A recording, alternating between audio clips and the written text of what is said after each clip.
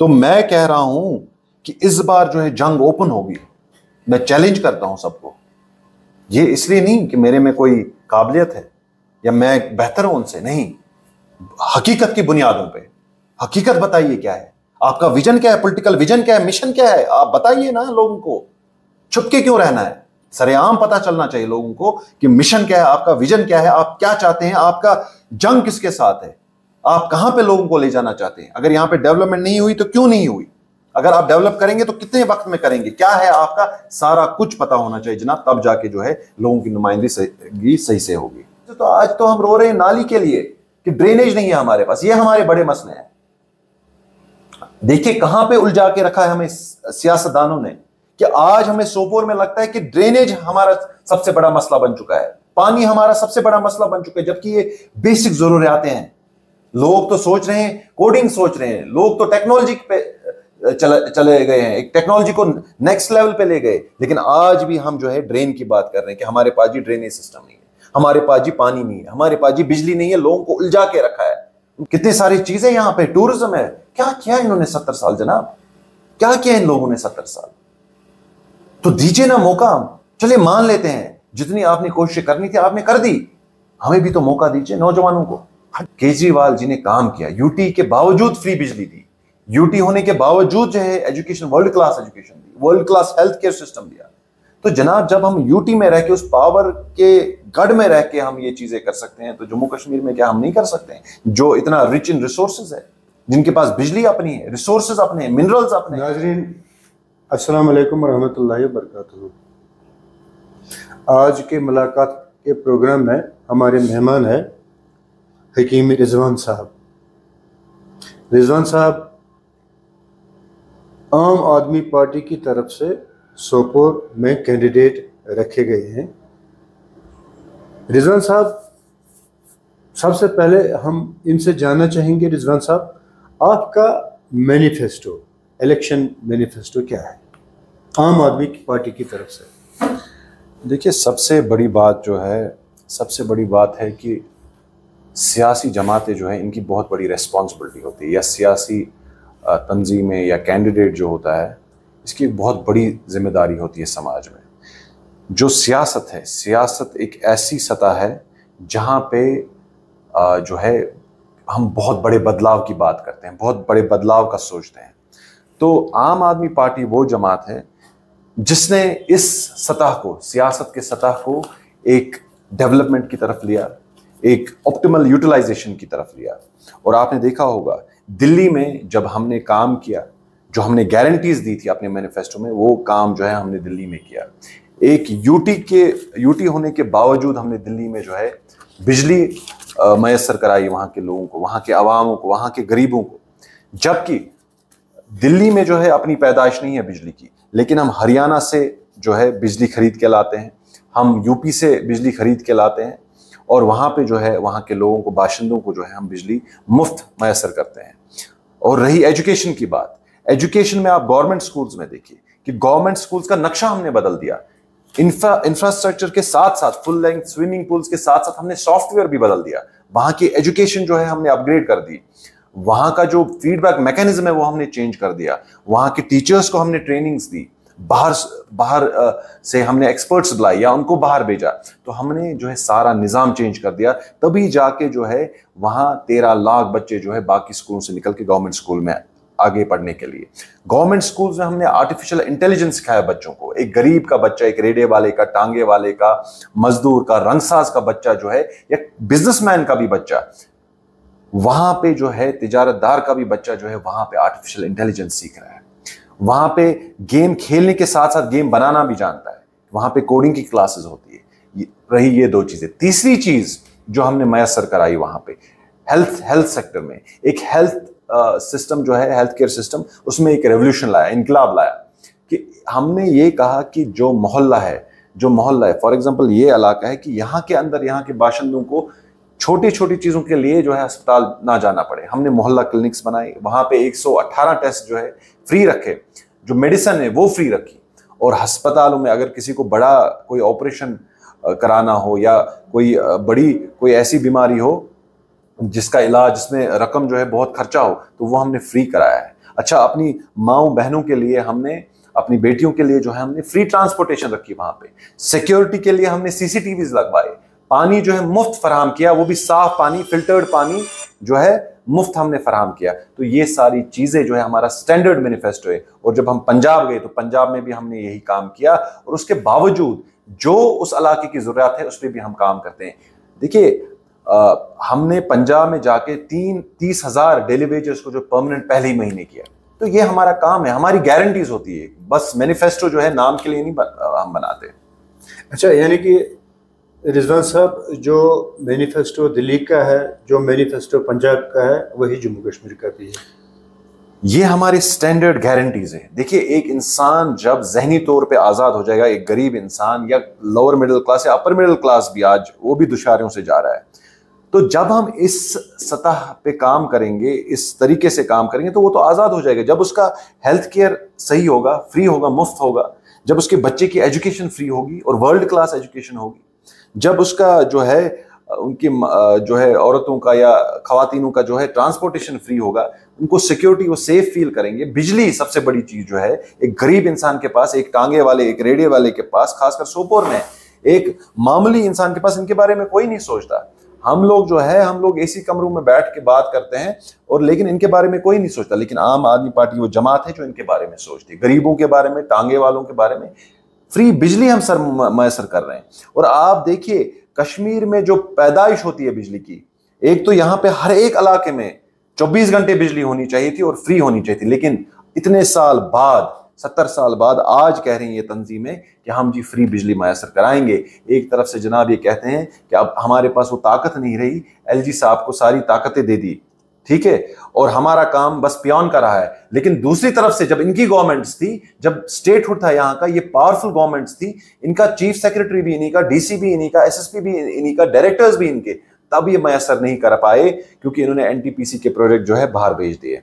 और यहाँ जो है कश्मीरियों को, जिसके वो हकदार थे फ्री बिजली के, 24 घंटा बिजली के, वो उससे कश्मीरियों को महरूम रखा। जब ये तब नहीं करा पाए तो अब कहां से कराएंगे। लेकिन आम आदमी पार्टी ने जो कहा वो करके दिखाया, दिल्ली में कराया, पंजाब में करा, और इंशाल्लाह जम्मू कश्मीर का टाइम है। और खासकर मैं सोपोर को रिप्रेजेंट कर रहा हूं, तो इंशाल्लाह सोपोर का वक्त आ चुका है। यानी कि आपका यही मैनिफेस्टो है कि जो पंजाब में लागू हुआ है, जो दिल्ली में इम्प्लीमेंट हुआ है, वो कश्मीर में भी इम्प्लीमेंट। देखिए जनाब, मैं आपको, हाँ बिल्कुल, बेशक, इसमें कोई दो राय, इसमें कोई शक ही नहीं है, ये गारंटी है जनाब। ठीक है सर। अच्छा, इलेक्शन, जब पार्लियामेंट इलेक्शन था, तब आपने अब्दुल रशीद इंजीनियर को सपोर्ट किया है। ये कोई पार्टी का डिसीजन था या आपका इनफरादी फैसला था, और क्यों? ये मेरा जाती डिसीजन था। इंडिया अलायंस से आप मुनरिब क्यों? देखिए, ये मेरा जाती डिसीजन था। देखिए, मैं निकला हूं लोगों की नुमाइंदगी करने, अपनी नुमाइंदगी करने नहीं निकला हूं। जब लोग चाहेंगे, और खासकर मेरा एक फैसला था कि सबसे बड़ी हम जिस सोच के खिलाफ है वो भारतीय जनता पार्टी, जो हिंदुस्तान, इस मुल्क के आईन के खिलाफ है, इस मुल्क के डेमोक्रेसी के खिलाफ है, इस मुल्क को जो है सेक्युलर सोशल फैब्रिक के खिलाफ है, इकोनॉमिकल फैब्रिक के खिलाफ है, हम उस सोच के खिलाफ है। ये मेरा जाती दुश्मनी किसी तंजीम से नहीं है। जो हमारे लोगों के हित में ना हो, जो हमारे लोगों के खिलाफ हो, उसके लिए मैं आवाज उठाता जाऊंगा। उस वक्त भी जब मैंने उस फर्द को सपोर्ट किया, उनके लिए ओपन कैंपेनिंग की, तब भी हमारा ये था कि जो भारतीय जनता पार्टी ने यहाँ पे प्रॉक्सीज खड़े किए, पैसों की बुनियाद पे, ताकत की बुनियाद पे, उनको जो है उनके खिलाफ आवाज उठानी थी और उनको मात देनी थी, उनको हराना था, और इंशाल्लाह ताला उसमें हम कामयाब रहे। लेकिन जब आज बात है, आज भी वही बात है कि आज भी हम उस सोच के खिलाफ है। आज भी हम चाहते हैं भारतीय जनता पार्टी के प्रॉक्सीज या भारतीय जनता पार्टी को कोई भी जगह जम्मू कश्मीर में ना मिले। और हम बात करते हैं, हम किसी के दुश्मन नहीं है, लेकिन हाँ, हमारे लोगों के साथ जब जातियां होगी, हम अपना सर कटाने के लिए मंजूर है, हम अपनी जो है गर्दनें कटाने के लिए मंजूर है। हम नुमाइंदगी करेंगे और अच्छे तरीके से करेंगे। और हम चाहते हैं यहाँ पे पीस हो, अमन हो, डेवलपमेंट हो, जिसके हकदार हम हैं वो हक हमें मिले। मैं कहता हूं कि देखिए, इन सियासतदानों ने जो है, मेरी दुश्मनी नहीं है, खासकर यहाँ के जो सियासतदान है हमारे सोपोर के, मेरी कोई जाती दुश्मनी, वो हमारे भाई है, बुजुर्ग है, हमारी बहनें हैं, हमें कोई दुश्मनी उससे नहीं। मेरी जंग इनसे नहीं है, मेरी जंग उस सोच के साथ, मैं बड़ी जंग का हिस्सा बन चुका हूं। मेरी जंग उन लोगों से है जो बैठे हैं, जो मुसलमानों को कहते हैं ये मुसलमानों का मुल्क नहीं है। मेरी जंग उनके साथ है, मेरी जंग उनके साथ है जो मुसलमानों को घुसपैठिया कहते हैं। मेरी जंग उनके साथ है जो चाहते हैं कि हिंदू मुस्लिम सिख इत्तेहाद जो है इस मुल्क में ना रहे। मेरी जंग उनके साथ है जो कहते हैं यूनिफॉर्म सिविल कोड यहां पे लाना है, जो भी कानून है मुसलमानों के वो हटाने। देखिए, ये अगर इनक्रेडिबल हम कहते हैं हिंदुस्तान को, इस मुल्क को, इसलिए कहते हैं क्योंकि यहां पे जो है हर एक मजहब का इंसान, कास्ट, क्रीड, कलर का इंसान सदियों से रहा है और हम चाहते हैं कि आगे भी रहे। और इस सोच के खिलाफ है हम जनाब, और इंशाअल्लाह ताला अब भी हमारा वही जंग है। यानी कि आपका मानना है कि जो आपने पार्लियामेंट इलेक्शन में रशीद इंजीनियर को सपोर्ट किया है वो आपका अनफरादी फैसला था, जी, पार्टी का नहीं था। जी। तो पार्टी ने इस पे आपकी कोई एक्शन नहीं लिए? नहीं, एक्शन क्या लेना जनाब। आम आदमी पार्टी जो है, देखिए आम आदमी पार्टी को मालूम है कि रिजवान इलाही क्या है, उनको हर एक इंसान के बारे में मालूम है। मैं यहाँ पे इस स्पेस में, सियासी स्पेस में पिछले 8 साल से हूँ। मैंने कोई अपनी ज़ात के लिए फैसला नहीं लिया। मेरे पास इस बाजार में खरीदने वाले बहुत होते हैं, हर एक इंसान को जुबानें बंद करने के लिए भी बहुत आते हैं, लेकिन आपने देखा होगा मेरा काम, चाहे मैं कामयाब रहा या नाकामयाब रहा, लेकिन इसमें कोई दो राय नहीं है, इसमें कोई झूठ नहीं है कि मैंने सच्चे दिल से नुमाइंदगी नहीं की लोगों की। आप देखिए, सारा डॉक्यूमेंटेड है आपके सामने, आप भी देखते होंगे। मेरी आवाज जो है, मैंने कश्मीर की आवाज, सोपोर की आवाज जो है अंतरराष्ट्रीय इस पे प्लेटफॉर्म पे ली, नेशनल लेवल पे ली, मुल्की सतह पे मैंने आवाज उठाई, चाहे जितने भी नेशनल चैनल्स हो। जब JKSSB में दांधियां हुई, मैंने नेशनल मीडिया में बात की उसके बारे में। मेरे आर्टिकल्स जो है हर जगह छपते हैं। मैं आवाज जो है, अपने लोगों की आवाज जो है, मैंने एक सतह पे ली है विदाउट एनी पावर। आप देखिए, यहाँ पे सोपोर में, महाराजपुरा में प्राइमरी हेल्थ सेंटर इनको चाहिए था, हर एक के पास ये घूमे थे, हर एक ताकतवर इंसान के पास ही गए, लेकिन 2 महीने मैंने सर्फ किए उस चीज पे, और प्राइमरी हेल्थ सेंटर इनके पास आज है। आज सब बहुत सारी तंजीमें बोल रही है कि हमने कराया, हमने कॉल्स कराए, लेकिन जनाब मेरे पास डॉक्यूमेंटेशन है, हर कोई डॉक्यूमेंटेशन है मेरे पास, उस चीज के कागज है दिखाने के लिए कि वो काम किया। लेकिन ये काम जताने के लिए नहीं है, ये एहसान जताने के लिए नहीं है, ये काम है, ये मेरा फर्ज बनता है। ये जुनून, ये जज्बा हर एक के अंदर नहीं होगा। ये जज्बे से जब हम सच्चाई से काम करेंगे, मुझे वो हार भी मंजूर है, वो जीत भी मंजूर है, लेकिन इंशाअल्लाह ताला न जुबान का सौदा कभी किया था, न करेंगे इंशाअल्लाह ताला। अच्छा, क्या हम फिर ये समझें कि जो आपका डिसीजन था वही पार्टी का भी डिसीजन है? नहीं, पार्टी की लाइंस तो अलग है, पार्टी की लाइंस अलग थी। मैंने जैसे कहा कि it was my individual decision and that time everybody knows, ये मेरा जाती डिसीजन था और जाती डिसीजन के ही अकॉर्डिंगली मैंने वो फैसला लिया था। अच्छा रिजवान साहब, आज जो इलेक्शन लड़ने जा रहे हैं आप जी, इन चीज़ों के हवाले से आपकी जो जदोजहद होगी, इन चीज़ों के हवाले से आप क्या कहना चाहेंगे? आपके पास 35A नहीं है, आपके पास 370 नहीं है, आपका कोई मौक़िफ़ वाज़ेह सामने नहीं आ रहा है। जो CM होगा स्टेट का, मैंने स्टेट UT का, वो पावरलेस होगा, जैसे कि केजरीवाल साहब को कभी अंदर कभी बाहर, कभी अंदर कभी बाहर करते रहे हैं, पावरलेस होगा। तो आपका कोई मौक़िफ़, वाज़ेह मौक़िफ़ इन चीज़ों के हवाले से 370, 35A, UT के हवाले से सामने नहीं आ रहा है? क्यों नहीं आ रहा जनाब? हमने स्टेटहुड की मांग की है और हम इसके लिए लड़ेंगे। हमें बोलने की जरूरत नहीं है इस चीज के लिए, इसको एक प्रोडक्ट की तरह नहीं बेचना है लोगों के बीच में। हम, वही तो मैं कह रहा हूं कि आप मुझे बताइए, इस स्थान पे आप कह रहे हैं कि दिल्ली UT थी, ठीक है, सेंटर वहां पे रहता है, बीजेपी के पावर हाउसेस सारे वहां पे है, या सारी जितनी भी मशीनरी है मुल्क की वो वहां पे रहती है, और कंट्रोल भारतीय जनता पार्टी का है वहां पे। उसके बावजूद दिल्ली में देखिए केजरीवाल जी ने काम किया, UT के बावजूद फ्री बिजली दी, UT होने के बावजूद जो है एजुकेशन, वर्ल्ड क्लास एजुकेशन दी, world class health care system दिया। तो जनाब, जब हम UT में रह के, उस पावर के गढ़ में रह के हम ये चीजें कर सकते हैं, तो जम्मू कश्मीर में क्या हम नहीं कर सकते हैं? जो इतना रिच इन रिसोर्सेज है, जिनके पास बिजली अपनी है, रिसोर्सेज अपने हैं, मिनरल्स अपने हैं, कितनी सारी चीजें यहाँ पे, टूरिज्म है। क्या किया इन्होंने 70 साल जनाब? क्या किया इन लोगों ने 70 साल? तो दीजिए ना मौका। चलिए मान लेते हैं जितनी आपने कोशिश करनी थी आपने कर दी, हमें भी तो मौका दीजिए नौजवानों को। हटिए एक बार पीछे, हम भी देखते हैं, हम भी अपनी नुमाइंदगी करने निकले। हर कोई कहता है नौजवान नौजवान, यूथ यूथ, तो यूथ को भी मौका दीजिए ना। आज तो मैं इनसे मतलब मैं गुहार लगाता हूं इनसे, जो हमारे सियासतदान हैं सोपोर के, हट जाइए पीछे, दे दीजिए अपने बेटे को एक मौका। बहुत बहुत शुक्रिया, आपने इतने साल नुमाइंदगी की हमारी, चाहे आप कामयाब रहे नाकामयाब रहे, रिजवान लाई को साथ दीजिए, हम देखते हैं कि क्या करेगा ये नौजवान। देखिए, जंग मेरी नहीं है अकेले की, मेरी जंग नहीं है, लोगों में और मुझ में पता है क्या एक सिर्फ डिफरेंस है, सिर्फ इतना डिफरेंस है कि मैं आगे निकला हूं उनसे, कि मैंने कहा मेरे में एनर्जी है, मेरे में ताकत है, मेरे में जज्बा है, मेरे में जोश है, मैं आपके बदले बात करने के लिए तैयार हूं। सिर्फ इतना डिफरेंस है। लेकिन मैं सिर्फ अगर बात करूं तो वो किसी काम का नहीं है। मैं अकेले अपनी नुमाइंदगी नहीं कर सकता जब तक लोगों का साथ ना हो। तो हां, मैं जहां जहां जाता हूं लोगों को मालूम है कि रिजवान इलाही जो है, इसने बात की, ये बात करता है। चाहे JKSSB का मसला, हमारे नौजवानों के रोजगार पे लात मारी गई, 20-20 लाख का पेपर भेजा गया, एक ही खानदान से 20-20 लोग थे उसमें, मैं गया, मैंने बात की, मैंने प्रोटेस्ट किए, धरने किए, दिन रात एक किया। तो यही तो है नुमाइंदगी, कि सच्चे दिल से करना। बाकी चीजें तो आज तो हम रो रहे हैं नाली के लिए कि ड्रेनेज नहीं है हमारे पास, ये हमारे बड़े मसले हैं। देखिए कहां पे उलझा के रखा है हमें सियासतदानों ने, कि आज हमें सोपोर में लगता है कि ड्रेनेज हमारा सबसे बड़ा मसला बन चुका है, पानी हमारा सबसे बड़ा मसला बन चुका है, जबकि ये बेसिक जरूरियातें हैं।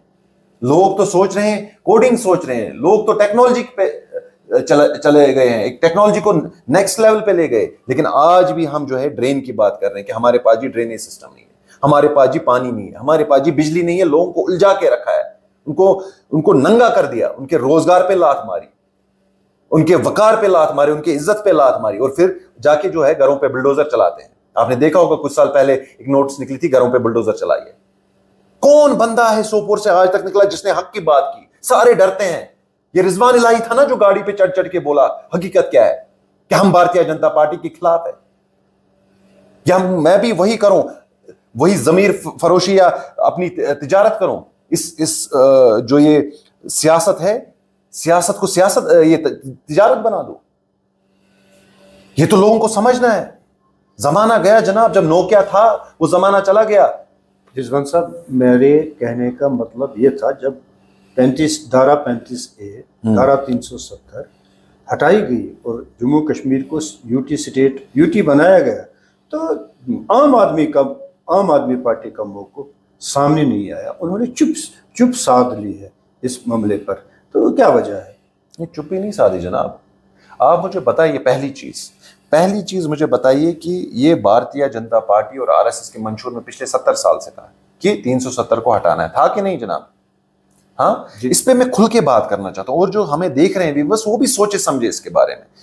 इनके मंशूर में था, RSS और भारतीय जनता पार्टी के मंशूर में पिछले 70 साल से था कि हमें 370 हटाया है। और जब ये पार्लियामान में एक एब्सोल्यूट मेजॉरिटी से आए, इनके पास वो ताकत थी, 303 सीटें थी इनको पार्लियामान में, कि एब्सोल्यूट मेजॉरिटी से इन्होंने ये लागू कर दिया ये कानून। ठीक है, ये इनके मंशूर में था, इन्होंने हटा दिया। लेकिन आप मुझे बताइए, पिछले 70 साल से जो अमेंडमेंट्स इस 370 को हुई है, आप मुझे बताइए वो किन लोगों ने किए वो 3 अमेंडमेंट्स? आप मुझे बताइए। वो अमेंडमेंट्स जो है हमारी ट्रेडिशनल पार्टीज ने की। नहीं, अब मौक़िफ़ क्या तो है? मौक़िफ़ ये देखिए सर, आप इसको हटाने के हक में है या इसको दोबारा लाने के हक में? देखिए, जिस हक में लोग होंगे हम उसके साथ हैं, आप समझे? जो लोग चाहते होंगे हम उसके साथ हैं। लेकिन सबसे बड़ी चीज जो है सर, ये नैरेटिव नहीं होना चाहिए। इसको प्रोडक्ट की तरह मत बेचो, इसको इमोशनल कार्ड की तरह मत यूज करो सियासी बेनिफिट्स के लिए, मैं ये कहता हूं। लेकिन हां, लड़ना जो है, जो लोग चाहते होंगे उसी की आवाज हमें बननी है। हम वो आवाज नहीं बन सकते, ना हकीम रिजवान इलाही वो आवाज बन सकता है। मेरा वजूद, मेरी हकीकत अपने लोगों से है। जब मेरे लोग होंगे, मैं हर एक चीज को लात मार सकता हूं, मैं अपना सर कटा सकता हूं, अल्लाह की कसम। लेकिन अपने लोगों का साथ नहीं छोड़ सकता। रिजवान साहब, केजरीवाल सरकार पर बहुत सारे ऐसे आरोप लगाए गए हैं करप्शन के, जिस पर केजरीवाल साहब को गिरफ्तार भी किया गया है, कहीं बेल भी हुई है, फिर दोबारा गिरफ्तार हुए हैं। इन आरोपों की वजह से मुझे लगता है कि आम आदमी पार्टी की जो छवि है वो लोगों में ठीक नहीं है। देखिए जनाब, आपको कल को मैं बोलता हूँ, आपको अरेस्ट करता हूँ, आप एक सहाफ़ी है, मैं आपको अरेस्ट करता हूँ और बोलता हूँ आप एक देशद्रोही है, क्या आप देशद्रोही बन गए? हाँ बताइए, गुलाम हसन साहब जी। मैं आपसे सवाल कर रहा हूँ, मैं कल को आपके घर आता हूँ, आपको अरेस्ट करता हूँ और बोलता हूँ आप देशद्रोही है, क्या आप देशद्रोही बन गए? नहीं ना। सबूत मुझे दलील पेश करनी पड़ेगी ना, आपके खिलाफ या और किसी फर्द के खिलाफ, या मुझे कोई बंद करता है बोलता है कि आपने ये करा है, दलीलें पेश करनी पड़ती है ना, वो सबूत बताना पड़ता है ना। आप मुझे बताइए, केजरीवाल जी को अरेस्ट किया, मनीष सिसोदिया जी को अरेस्ट किया, संजय सिंह जी को अरेस्ट किया, सत्येंद्र जैन जी को अरेस्ट किया, सीबीआई ने आज तक सैकड़ों रेड्स डाली हमारे लीडरान पे, सीबीआई ने और ईडी ने सैकड़ों रेड्स डाली, लेकिन आज तक 1 रुपए की मनी ट्रेल क्यों नहीं मिल रही है उनको? इतनी रेड्स डालने के बाद ऑफिस पे, घरों में, हर जगह सैकड़ों लोगों पे उन्होंने सैकड़ों रेड्स डाली, आज तक वो एक मनी ट्रेल नहीं निकाल पा रही। इसीलिए सुप्रीम कोर्ट ने परसों ऑर्डर दे दिया, सुप्रीम कोर्ट ने वर्डिक्ट दे दिया कि आपने मनीष सिसोदिया जी को जेल में डाल दिया, डिप्टी सीएम, दिल्ली के डिप्टी सीएम को आपने जेल में डाल दिया 17 महीने, without any charge shoot, without providing any proof. आपने 17 महीने तक उसको जेल में लिया, और आप किसी इंसान को 17 महीने तक जेल में नहीं रख सकते just because the case is on trial. आप सजा के तौर पे किसी को अंदर नहीं रख सकते, आप उसको बेल डिनाई नहीं कर सकते जब तक आपके पास सबूत ना हो। आप समझे? तो यही तो है, यही तो वेंडेटा है, यही तो विक्टिमहुड है, यही तो है कि जो अभी जो पॉलिटिकल वेंडेटा चल रहा है बीजेपी का, उसके विक्टिम्स कौन बन रहे हैं? ये आम आदमी पार्टी, केजरीवाल जी बन रहे हैं और उनकी जमात बन रही है, हम लोग बन रहे हैं उसके विक्टिम्स। क्यों? क्योंकि हम कहते हैं कि भारतीय जनता पार्टी के जो नियम है, भारतीय जनता पार्टी की जो पॉलिसीज है, वो जो है लोगों के हित में नहीं है, इसलिए जो है वो उनको निशाना साध रही है हमारे लीडरान पे। रिजवान साहब, इमरान हुसैन जी, JNK का इंचार्ज जी, जो कैबिनेट मिनिस्टर है, जी जी, अच्छा, क्या हम ये आपसे पूछना चाहेंगे कि दिल्ली से JNK का इंचार्ज इमरान हुसैन को रखा गया है, कश्मीर से क्यों नहीं? देखिए सर, यहां पे भी है, हम ही तो चला रहे हैं, और कौन चला रहा है? इंचार्ज, देखिए इंचार्ज तो होता है ना एक देखने के लिए। देखिए आपको कैसे पता चलेगा कि हमारे नियम क्या है? आप जब अपने चैनल पे किसी को हायर करोगे तो आप उसको बताओगे ना कि ऐसे मैं करता हूं, ये चैनल जो है आपकी मेहनत है, आपका ब्रेन चाइल्ड है कि नहीं? आपके जो, अगर आपके व्यूअर्स इसको देखते हैं, इसको मानते हैं कि ये सही चैनल है, इस पे जी सही बात है, तो आपको जब नया बंदा आएगा आपको उस पर भरोसा नहीं होगा ना, वैसे तो आपको तो उसको समझाना है, भरोसे की बात नहीं है, उसको दिखाना है कि ऐसे ऐसे चीजें होती है, ये नियम है यहाँ के, ऐसी चीजें हैं, ये हमारी पॉलिसी, ये हमारा विजन है, ये हमारी चीजें हैं। आप समझे? तो ये डाउन द लाइन हायरार्की एक होती है। तो वैसे ही इमरान हुसैन जी जो है हमारे इंचार्ज है, एक मीडियम है जो हमें गाइड करते हैं, क्योंकि उन्होंने सरकारें बनाई है, सरकारें चलाई है, तो गाइडेंस तो होनी चाहिए जरूरी। और हम तो सियासत में नए लोग हैं, ये तो इनकी पॉलिसी है कि नए लोगों को ये मौका देते हैं, तो इस वजह से इमरान हुसैन जी एक तजुर्बेकार सियासतदान है। क्या यहाँ JNK में ऐसा आपको कोई पोटेंशियल नहीं मिला है जो इमरान हुसैन की जगह ले सके? सर यहाँ पे तो है, हम तो है, हम ही तो चलाते हैं, इमरान हुसैन जी कहाँ चलाते हैं? ये बातें फैलाई जाती है, नैरेटिव चलाए जाते हैं, हम ही तो चलाते हैं। रिजवान लाही तो खुलेआम बोलता है, मैं तो एक स्टेट स्पोक्स पर्सन हूँ, नेशनल लेवल पे मैं बोलता हूँ, तो इसका मतलब क्या नेशनल लेवल पे लोग नहीं है? मैं भी तो नेशनल मीडिया में बोलता हूँ, नेशनल मीडिया पैनलिस्ट हूँ, आम आदमी को रिप्रेजेंट करता हूँ नेशनल लेवल पे। फिर कहेंगे कि नहीं जी, कश्मीर से क्यों आपने किसी इंसान को लाया नेशनल? तो दिल्ली में तो बहुत सारे लोग हैं सर, जिसमें जो काबिलियत होती है, जो सिस्टम होता है, जो निजाम होता है, उसी के हिसाब से तो चलेंगे। And it's a small issue, ये मतलब इशू नहीं है, बेसिकली इशू नहीं है, एक सिस्टम है, एक सेट सिस्टम है, कोई ना कोई तो होना चाहिए टच के लिए। अगर हम किसी को नहीं रखेंगे वहां पे, फिर कहेंगे कि यहाँ पे लोग उस पर भी बोलेंगे कि नहीं जी, दिल्ली के साथ इनका कोई कनेक्शन ही नहीं है, इन्होंने यहाँ पे खुद ही बंदा उड़ गया है। आप समझे? यहाँ बाज़ाब्ता हर एक को जिम्मेदारियां दी है, मुझे जिम्मेदारियां दी है, और जो मुझे जिम्मेदारियां दी है मैं उस हिसाब से चल रहा हूँ। रिजवान साहब, डॉक्टर मुस्तफा जो बांडीपोरा से आपका फाउंडर मेंबर है जी, उसने रिजाइन मेंबर नहीं है जनाब, वो फाउंडर मेंबर नहीं है। फाउंडर मेंबर आप आगे चलिए, बताइए, क्वेश्चन कीजिए। अच्छा, वो DDC मेंबर भी रहे हैं जी। आम आदमी पार्टी के साथ जो उनका गहरा ताल्लुक रहा है, उसने रिजाइन किया, पार्टी से रिजाइन किया। उनका चार्ज है कि पार्टी को तीन अशखास ने हाईजैक किया है, तो वो जो कह रहे हैं कि वो पार्टी से रिजाइन कर रहे हैं, पार्टी को 3 आदमियों ने हाईजैक किया है, क्या ऐसा क्यों?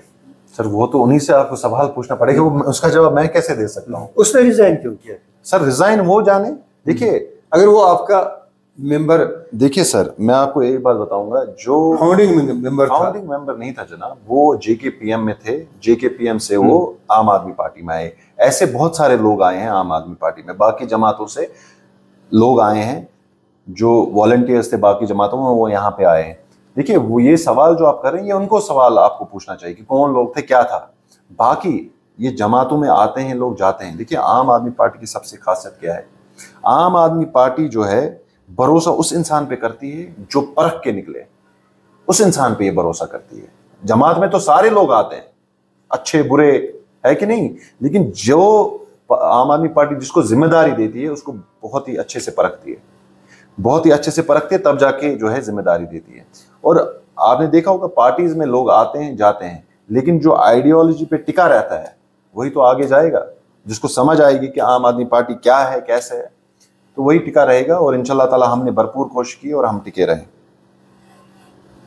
अच्छा इमरान, रिजवान साहब, आम आदमी पार्टी पर ऐसे आरोप लगाए जा रहे हैं, ऐसे इल्जामात लगाए जा रहे हैं कि आम आदमी पार्टी मैंडेट पैसों की एवज दे रही है, पैसों की एवज दे रही है, जबकि जो सीनियर यहाँ पे कारकुनान है जो आम आदमी के साथ काम कर रहे थे, उनको मैंडेट नहीं मिला है। ऐसे नए लोगों को मैंडेट दिए जा रहे हैं जो पैसा दे रहे हैं। ओके, जैसे बारामूला की मिसाल कह रहे हैं। अच्छा, बारामूला में कौन जनाब, ये कौन कह रहा है? देखिए सर, इल्जाम लगे इल्जाम सर, इल्जाम लगाने वाले लगाते हैं। मैं उनसे बोलना चाहता हूँ, पहली चीज, एक ऑटो वाला आम आदमी पार्टी के टिकट पे लड़ा है और आम आदमी पार्टी का एमएलए बना है। एक स्वीपर का बेटा, लास्ट टाइम हमने उसको लोकसभा की टिकट पे लड़ाया आम आदमी पार्टी से दिल्ली में, एक स्वीपर का बेटा जो एमएलए ऑलरेडी है। एक मोबाइल रिपेयर शॉप वाले ने जो है 5 टाइम सीएम को पंजाब के हराया।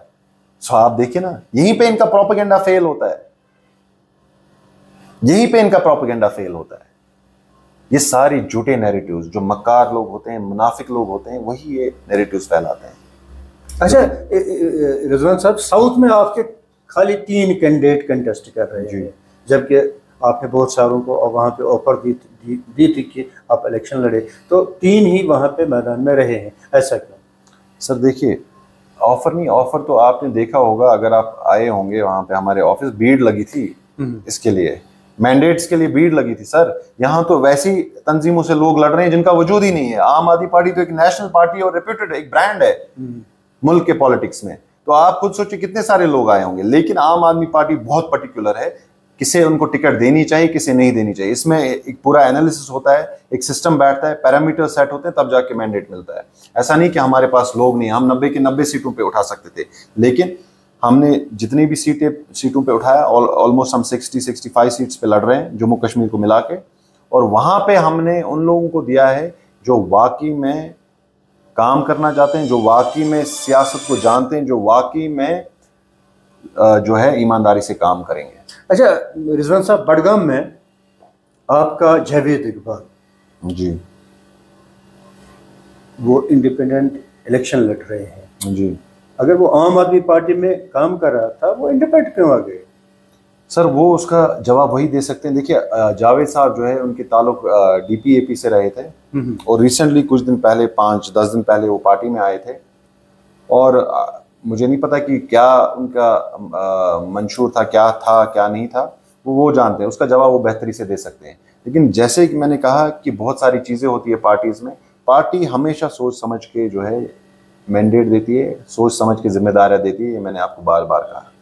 तो बहुत सारे, देखिए मुझे कोई इंसान पसंद हो, ज़रूरी नहीं है कि वो पार्टी के लिए सही हो, आप समझे, या ज़रूरी नहीं है कि जो इंसान हमें 5 बंदों को या 10 बंदों को सही लगता हो, वो सियासत में हम समझे कि इस तंजीम के साथ वो फिट है कि नहीं। कोई इंसान किसी चीज़ के लिए बना होता है, कोई इंसान किसी चीज़ के लिए बना होता है। लेकिन आम आदमी पार्टी एक सीरियस पॉलिटिकल पार्टी है हिंदुस्तान में, मुल्क की। और जब हम जम्मू कश्मीर की बात करते हैं, यहाँ का पॉलिटिकल डायनामिक्स बिल्कुल अलग है। और यहाँ पे हमें बड़े ही संजीदा लोग चाहिए, बड़े ही काबिल लोग चाहिए, डेडिकेटेड लोग चाहिए, और इंशाल्लाह ताला वो लोग आ रहे हैं और वो लोग लड़ेंगे। रिजवान साहब, बारामूला में आपके सीनियर कारकुनान भी थे, उनको मैंडेट नहीं मिला। एक ऐसे आप नाम दे सकते हैं? नाम मुझे नाम नहीं, अगर आप लेने की कोई जरूरत नहीं, अगर आप बोल रहे हैं सीरियस का सीनियर है, सीनियर जी बताइए आप जी। उनको मैंडेट नहीं मिला, मगर ऐसे लोग, ऐसे एक शख्स को आपने मैंडेट दिया है जो बिल्कुल नया है, पार्टी में उसकी कोई पहचान भी नहीं है, उसको मैंडेट मिला है। नहीं, आप बताइए ना कौन सीनियर है, आप मुझे नाम बताइए। नहीं, आप अगर आपको इतनी इंफॉर्मेशन है सीनियर तो बहुत है वहाँ। नहीं सर, वही मैं कह रहा हूँ ना। देखिए, आप कह रहे हैं कि सीनियर है, तो आप मुझे बताइए कि कौन सीनियर है, आप मुझे बताइए, क्योंकि अगर आपके पास ये इंफॉर्मेशन तो हमें भी पता चलना चाहिए ना कि कौन सीनियर। देखिए, जो जिस काबिल है उसको वही पोजीशन तो हम देंगे, जो जिस काबिल है। अगर देखिए, अगर किसी इंसान में काउंसलर लड़ने की ताकत है कि नहीं, उसको तो हम काउंसलर ही लड़ाएंगे ना, या एमपी का इलेक्शन लड़वाएंगे। अगर किसी इंसान को एक पंच लड़ने की ताकत है, एक सरपंच बनने की ताकत है, तो हम उसे थोड़ी ना एमपी की सीट देंगे।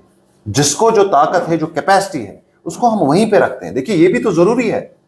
ऐसा नहीं है ना कि बाकी ट्रेडिशनल पार्टीज की तरह हम जो है किसी को भी कहीं पे भी बिठा दे। ये लोगों के सवाल का, लोगों की जिंदगियों का जो है क्या कहते हैं, सवाल है।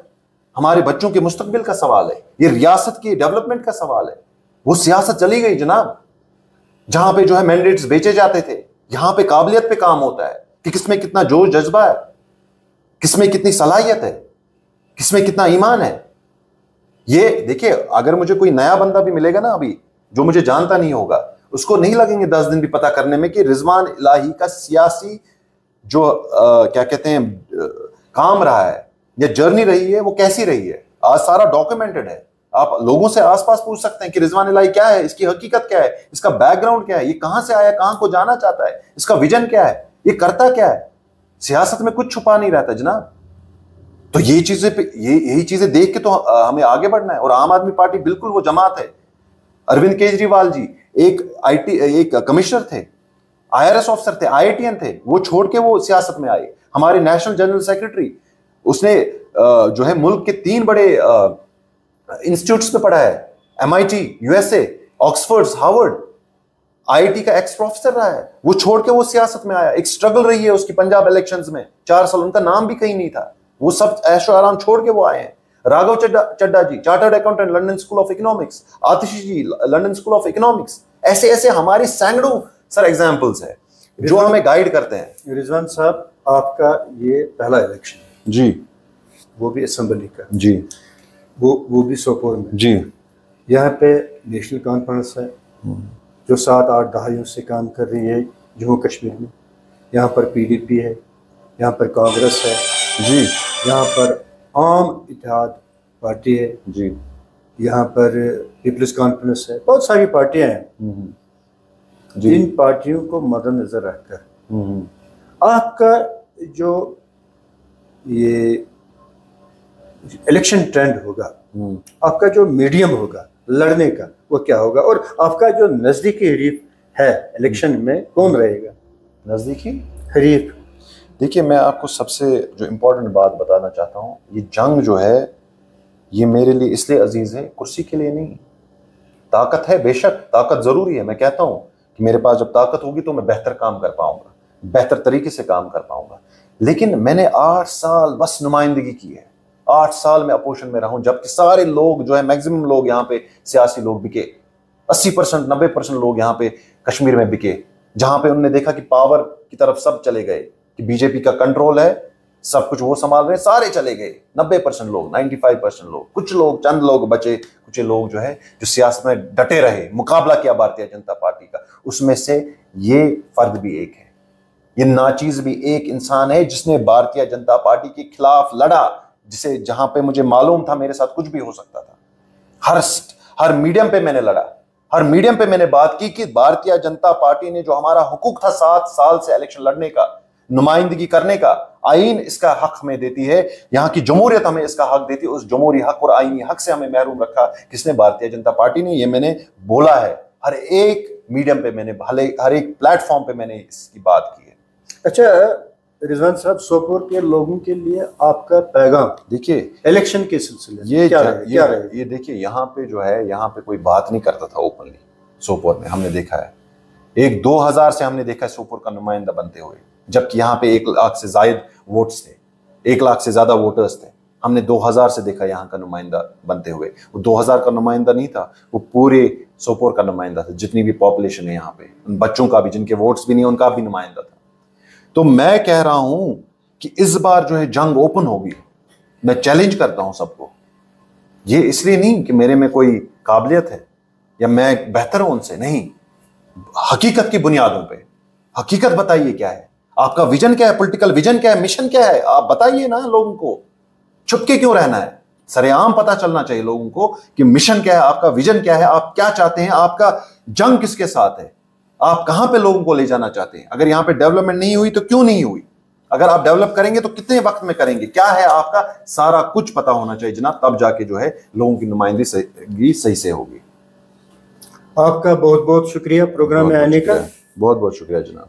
रिजवान साहब, फिर कभी मौका मिला इंशाल्लाह फिर बात करेंगे। आपने हमारे सवालों का बेहतरीन अंदाज में जवाब दिए हैं जी, तो आपका बहुत बहुत शुक्रिया, बहुत बहुत शुक्रिया।